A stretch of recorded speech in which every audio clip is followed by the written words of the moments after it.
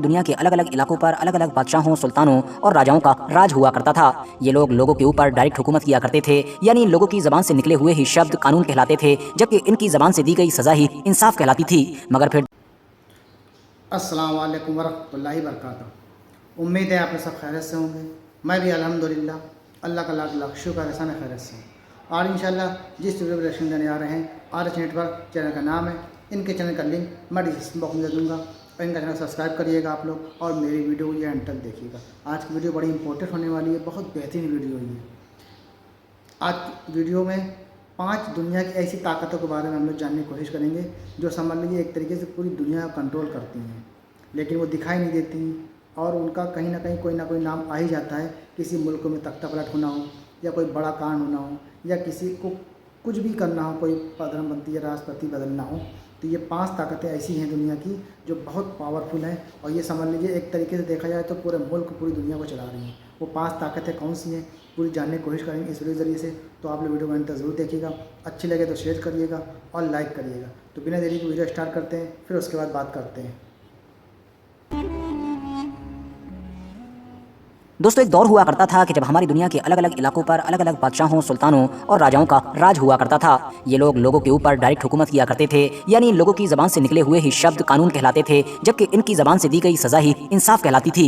मगर फिर धीरे धीरे वक्त बदला, दुनिया जैसे जैसे आगे बढ़ना शुरू हुई वैसे वैसे ये ताकत का मामला भी बदलता चला गया और वो ताकत जो डायरेक्ट बादशाह यानी कि हुक्मरान के पास ही हुआ करती थी, अब धीरे धीरे ट्रांसफर होकर ये ताकत पर्दे के पीछे बैठे हुए उन लोगों तक चली गई जो दरअसल हुक्मरानों यानी कि बादशाहों को बनाया करते थे। आज के दौर में भी अगर आप लोग नजर घुमाओगे तो आपको हमारी दुनिया में ऐसे बेशुमार देश मिल जाएंगे कि जिनके बारे में ये दावा किया जाता है कि इन देशों की गद्दी पर जाहिरी तौर पर तो कोई और इंसान बैठा हुआ है, यानी इन देशों का नेता, इन देशों का प्रधानमंत्री, राष्ट्रपति या फिर बादशाह तो कोई और है, मगर इन देशों को अंदरूनी तौर पर कोई और चला रहा है। पर्दे के पीछे बैठे हुए वो लोग या फिर पर्दे के पीछे बैठी हुई वो ताकत के जो अंदरूनी तौर पर इस देश के लीडर को कंट्रोल करती है। इंटरेस्टिंग बात यह है कि पर्दे के पीछे बैठकर सब कुछ कंट्रोल करने वाली ये खुफिया ताकतें कभी कभी तो उसी देश की ही होती हैं और इवन कभी कभी तो दूसरे देशों की भी होती हैं, यानी वो बहुत दूर बैठकर दुनिया के किसी और इलाके पर राज कर रही होती हैं। और आज की इस वीडियो में भी मैं आप लोगों को हमारी दुनिया की 5 ऐसी ही सीक्रेट पावरफुल ऑर्गेनाइजेशन से रूबरू कराने वाला हूं, यानी 5 ऐसी खुफिया तंजीमों के बारे में बताने वाला हूं कि जो जाहिरी तौर पर कहीं नजर तो नहीं आती हैं, मगर हाँ दुनिया में जब भी कोई बड़ा मामला होता है, कोई बड़ा हादसा हो या फिर किसी हुकूमत का तख्ता पलट हो या फिर कोई बड़ा डेवलपमेंट हो, हर मामले में इनमें से किसी न किसी ऑर्गेनाइजेशन का नाम जरूर जोड़ा जाता है। एकदम से इनमें से किसी भी ऑर्गेनाइजेशन की यानी कि किसी भी खुफिया तंजीम की चर्चाएं शुरू हो जाती हैं। लोगों की तरफ से इन खुफिया तंजीमों के ऊपर अलग अलग तरह के इल्जाम लगाए जाते हैं। फिलहाल दुनिया की 5 सीक्रेट पावरफुल ऑर्गेनाइजेशन की इस लिस्ट में पहले नंबर पर नाम आता है बिल्डरबर्ग का। बिल्डरबर्ग के बारे में ये दावा किया जाता है कि ये 120 लोगों का एक बड़ा ग्रुप है जो हर साल हमारी दुनिया में किसी न किसी जगह पर एक बार मीटिंग करता है। इस मीटिंग में हमारी दुनिया के न सिर्फ मुस्तकबिल यानी फ्यूचर के बारे में चर्चाएं की जाती हैं, बल्कि साथ ही साथ बदलते हुए हालात के बारे में और हमारी दुनिया को जो चैलेंजेस फेस करना पड़ सकते हैं उनके बारे में भी चर्चाएं की जाती हैं। मगर बिल्डरबर्ग की मुखालिफत करने वाले बेशुमार लोग एक लंबे वक्त से बिल्डरबर्ग के ऊपर तरह तरह के इल्जाम लगाते आ रहे हैं और ये दावा करते हैं कि इसकी जो सालाना मीटिंग होती है उसमें कुछ और नहीं किया जाता है, बल्कि इस चीज पर चर्चा की जाती है कि जो दुनिया भर की दौलत है वो 2% लोगों के पास कैसे महफूज रखी जाए, यानी दुनिया के सिर्फ 2% लोग ही हमारी दुनिया की ज्यादातर दौलत के मालिक बने रहें। साथ ही साथ इस बारे में भी चर्चा होती है कि जो हमारी दुनिया के अलग अलग देशों में पुरानी हुकूमतें हैं उनका कैसे तख्ता पलट किया जाए और वहां पर कैसी और कौन सी नई हुकूमत को कायम किया जाए। इतिहास में पहली बार ये खुफिया मीटिंग सन 1954 में नीदरलैंड के शहर बिल्डरबर्ग में हुई थी। यही वजह है कि इस ऑर्गेनाइजेशन का नाम भी बिल्डरबर्ग ही रख दिया गया था और तब से लेकर आज तक लगातार दुनिया के अलग अलग शहरों में हर साल ये खुफिया मीटिंग होती आ रही है, जिसमें न सिर्फ अलग अलग देशों के ताकतवर लीडर बल्कि दुनिया के अलग अलग इलाकों के बड़े से बड़े बिजनेसमैन भी शामिल होते हैं। इस लिस्ट में अगली सीक्रेट सोसाइटी का नाम है स्कल एंड बोन्स। ये दरअसल स्टूडेंट्स की एक ऐसी खुफिया ऑर्गेनाइजेशन है कि जिसको 1832 में बनाया गया था। इस ऑर्गेनाइजेशन को ऑर्डर 322 के नाम से भी जाना जाता है। इसकी वजह यह है कि क्योंकि इस सोसाइटी के लोगों का ये मानना है कि इनकी ये जो तंजीम है, ये जो सीक्रेट ऑर्गेनाइजेशन है, ये कोई नई नहीं है, बल्कि ये तो हजारों साल पहले से यानी कि अलेक्जेंडर द ग्रेट के दौर से काम करती आ रही है। और ये जो 322 नंबर है ये भी अलेक्जेंडर द ग्रेट की मौत से ही जोड़कर देखा जाता है। अमेरिका के पूर्व राष्ट्रपति यानी कि जॉर्ज बुश समेत हमारी दुनिया के कई ऐसे मशहूर लोग हैं कि जो वक्त वक्त पर इस खुफिया ऑर्गेनाइजेशन के साथ अपना रिश्ता होने को कबूल कर चुके हैं। आपकी नॉलेज के लिए बताता चलूं कि वैसे तो दुनिया की ज्यादातर टॉप और मशहूर यूनिवर्सिटी में ये ऑर्गेनाइजेशन किसी न किसी तरीके से एक्टिव ही रहती है, मगर इसका जो हेडक्वार्टर है वो दरअसल अमेरिका की एक यूनिवर्सिटी में है।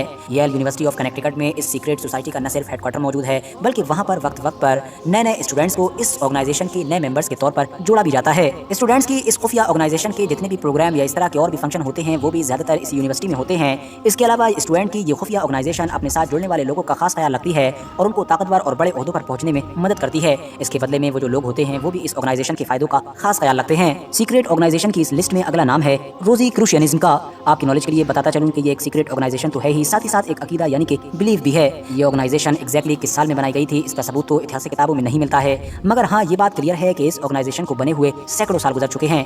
इसके बारे में ये मशहूर है कि इसको एक जर्मन डॉक्टर ने बनाया था कि जिसका जन्म सन 1378 ईस्वी में हुआ था। ये डॉक्टर फलसफा यानी कि फिलॉसफी में तो काफी माहिर हुआ ही करता था। इसके अलावा भी इसने नॉलेज हासिल करने के लिए यानी अपनी आगे की एजुकेशन के लिए यूरोप से आज के दौर के मिडिल ईस्ट का एक लंबा सफर तय किया था। याद रहे कि उस दौर में मिडिल ईस्ट दुनिया के बाकी इलाकों से लगभग हर चीज में ही काफी आगे हुआ करता था। मिडिल ईस्ट में जाकर इस जर्मन डॉक्टर ने बहुत सारे अलग अलग सब्जेक्ट्स पर महारत हासिल की और उसके बाद ये वापस अपने इलाके यानी कि जर्मनी आया। यूरोप वापस आकर इस डॉक्टर ने 8 लोगों की एक खुफिया तंजीम बनाई, मतलब 8 लोगों की एक सीक्रेट सोसाइटी बनाई। इन 8 लोगों का काम न सिर्फ लोगों का इलाज वगैरह करना था, बल्कि साथ ही साथ अपने जो अकायद थे यानी अपने जो बिलीफ थे उनका ज्यादा से ज्यादा प्रचार करना भी था। इस जर्मन डॉक्टर की तरफ से बनाए गए कानूनों के मुताबिक ये 8 लोग ना तो शादी कर सकते थे और ना ही इनके पास जो नॉलेज थी उसके बदले में पैसा कमा सकते थे। फिलहाल इस डॉक्टर ने लगभग 108 साल की एक लंबी उम्र पाई थी और फिर उसको उसी खुफिया जगह पर ही दफन कर दिया गया था कि जहां पर ये रहा करता था।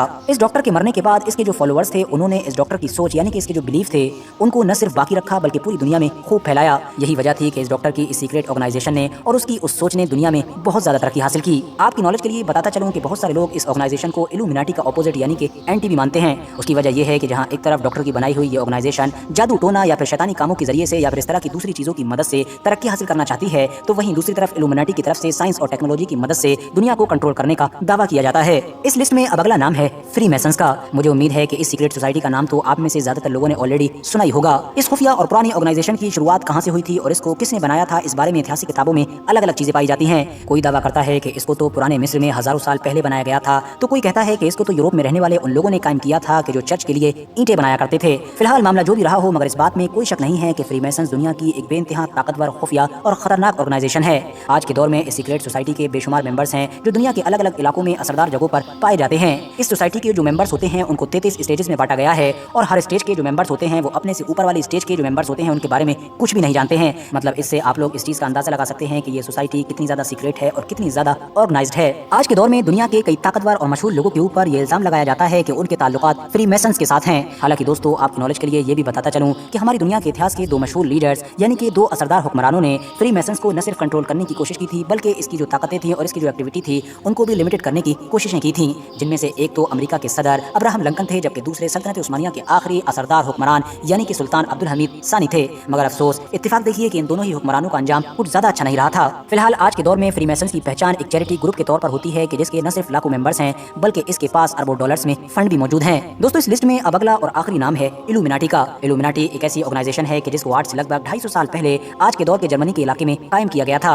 ये एक ऐसी खुफिया ऑर्गेनाइजेशन थी कि जिसको एडम नाम के एक इंसान ने कायम किया था और शुरुआती दौर में इस ऑर्गेनाइजेशन का मकसद दरअसल लोगों में रोशन ख्याली पैदा करना था। उस दौर में इल्यूमिनाटी नाम की इस सोसाइटी में शामिल होने के लिए ये शर्त थी कि जो भी इंसान इसमें शामिल होना चाहता है वो न सिर्फ अमीर हो बल्कि साथ ही साथ पूरी सोसाइटी में यानी कि अपने इलाके में अच्छी साख रखता हो। मगर दोस्तों, कुछ वक्त के बाद ही यानी 1784 में जब उस इलाके के हुक्मरान यानी थियोडोर ने इल्यूमिनाटी की कुछ खुफिया एक्टिविटीज देखी और उनको इस ऑर्गेनाइजेशन पर कुछ अलग तरह से शक हुआ, तो उन्होंने इसके खिलाफ एक्शन लेना शुरू कर दिया। इस एक्शन में न सिर्फ कुछ लोगों की मौत हुई बल्कि बेशुमार लोगों को अरेस्ट भी किया गया। उसी वक्त इल्यूमिनाटी के ऊपर पूरी तरीके से बैन लगा दिया गया और तब से लेकर आज तक लगातार पूरे यूरोप में इस सीक्रेट सोसाइटी के ऊपर पाबंदी लगी हुई है। बल्कि ऑफिशियली सरकारी दस्तावेज तो इस तरह का दावा करते हैं कि इस नाम की कोई भी सीक्रेट सोसाइटी यानी कि ऑर्गेनाइजेशन अब हमारी इस दुनिया में मौजूद ही नहीं है। ये उस दौर में ही पूरी तरीके से खत्म हो चुकी है। मगर दूसरी तरफ इसके उलट बहुत सारे लोग ये दावा भी करते हैं कि गुमनामी में चले जाने के बाद इल्यूमिनाटी नाम की ये सीक्रेट सोसाइटी और भी ज्यादा ताकतवर होकर सामने आई थी और इसने वक्त के साथ यूरोप के पूरे इलाके में बड़ी से बड़ी ताकतवर हुकूमतों के तख्ते पलट दिए थे। न सिर्फ तख्ते पलटे, अपने हिसाब से हुकूमतें कायम करवाई और अपना सिस्टम ही पूरी दुनिया में कायम किया। वैसे तो दोस्तों, आज के दौर में भी ज्यादातर लोग इल्यूमिनाटी को सिर्फ वहम ही ख्याल करते हैं और ये मानते हैं कि इस तरह की सोसाइटी हमारी इस दुनिया में एग्जिस्ट ही नहीं करती है। मगर दूसरी तरफ इसके उलट कभी कभी ये देखा जाता है कि दुनिया के कुछ मशहूर लोग दूसरे मशहूर लोगों पर इल्यूमिनाटी ग्रुप का मेंबर होने का इल्जाम लगाते हैं और ये सारी चीजें ही किसी और बात की तरफ इशारा करती हैं। फिलहाल सच्चाई क्या है ये तो हम में से भी कोई भी ठीक नहीं जानता है। आज की अपनी वीडियो को हम यहीं पर खत्म करते हैं। वीडियो पसंद आने पर न सिर्फ वीडियो को लाइक करें बल्कि अपने फ्रेंड्स के साथ भी जरूर शेयर करें और इसी तरह की नॉलेजेबल और हिस्टोरिकल वीडियोस हमेशा। तो दोस्तों, ये था हमारा रिएक्शन जो हमने देखा और हमने ये भी जाना कि ये 5 ताकतें दुनिया की ऐसी हैं जो एकदम खुफिया ताकतें हैं।